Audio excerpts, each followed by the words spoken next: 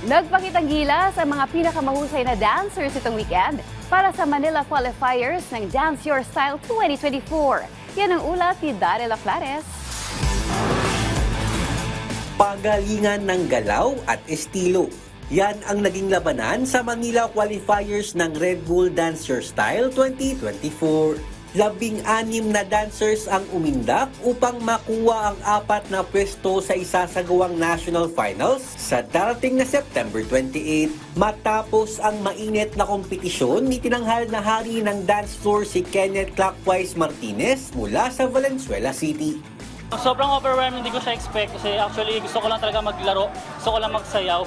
Yun yung na-feel ko, ayokong mag-isip ng kung ano yung gagawin ko. I just wanna feel the music. And yun, kusa talaga siya lumalabas. And sobrang saya kasi napabilang ako sa national finals.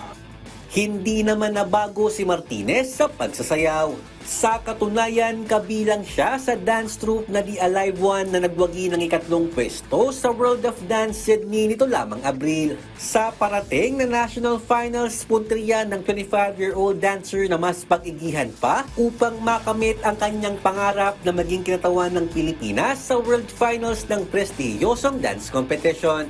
Gusto kong ituloy yung kung ano yung nasimulan kong sayaw, kung ano yung pinangarap ko noon.